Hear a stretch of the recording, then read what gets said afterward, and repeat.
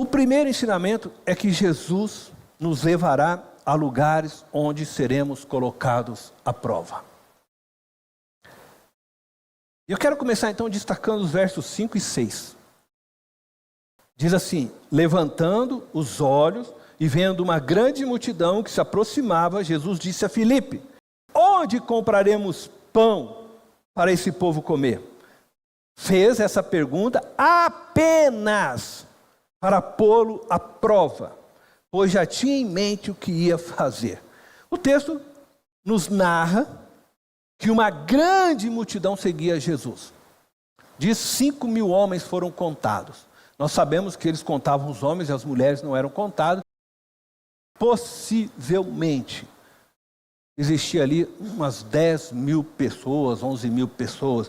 Bom, num determinado momento, Jesus se volta a Filipe e lhe pergunta: onde?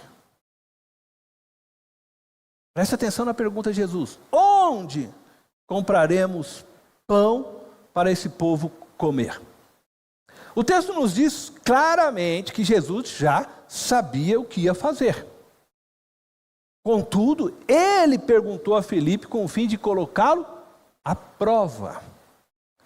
E essa é a primeira lição deste texto: que Jesus vai colocar você à prova, vai me colocar à prova, vai nos colocar como comunidade à prova. Assim como ele fez com Filipe. A Bíblia é repleta dessa verdade. Ela começa contando a história de Adão e Eva, o primeiro casal, e que foram colocados à prova no jardim, no Éden. O que dizemos de Noé, colocado à prova por Deus para construir uma arca, sem que ele sequer conhecesse o que era um dilúvio? Nunca tinha ocorrido um dilúvio.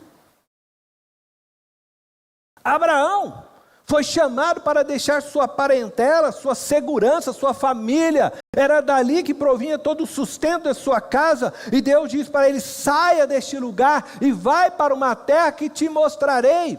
Sem saber para onde ia, ele foi colocado ali à prova. O mesmo Abraão depois foi colocado à prova novamente, sendo chamado para sacrificar Isaque, seu filho. O que dizer de Moisés, que após libertar o povo do Egito, se vê encurralado entre o exército egípcio e o Mar Vermelho? Eu falei há pouco de Josafá, rei de Judá, que venceu uma guerra sem pegar em armas, colocado à prova. O que dizer dos amigos de Daniel, que foram lançados na fornalha, e do próprio Daniel lançado na cova dos leões, colocados à prova? O que dizer de Pedro, desafiado a orar por uma mulher que se encontrava morta, Dorcas, colocado à prova a sua fé?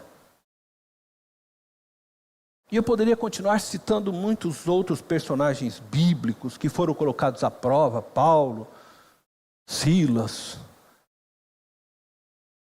Todos os homens e mulheres de Deus foram colocados à prova em determinados momentos de suas vidas. E certamente não tinham, às vezes, até consciência de que estavam sendo colocados à prova. A questão é: por que Deus nos coloca à prova? E nós vamos encontrar esta resposta em Deuteronômio, capítulo 8, versículo 2. Lembre-se de como o Senhor, o seu Deus, os conduziu por todo o caminho no deserto, durante estes 40 anos, para humilhá-los. Deus os colocou ali para humilhá-los e pô-los à prova, a fim de conhecer suas intenções, se iriam obedecer aos seus mandamentos ou não. Aprendemos aqui que Deus nos coloca à prova para conhecer nossas verdadeiras intenções. Se iremos, de fato, obedecê-lo ou não. Em outras palavras, somos colocados à prova para verificar se a nossa fé produz obras. Isso significa que Deus testa a nossa fé para ver se a nossa fé verdadeiramente é viva. Lembra do que Tiago diz? Que a fé sem obras é morta. Uma fé que não se manifesta de fato e verdade é uma fé morta. Uma fé sem obras é fé sem obediência ao Espírito de Deus. É uma fé sem confiança plena em Deus, em suas palavras. Uma fé sem obras, ela é vã, ela é vazia, ela é inútil. Já diz o próprio escritor do livro de Hebreus: sem fé, ninguém pode agradar a Deus. Quando você está desempregado, a sua fé está sendo colocada à prova.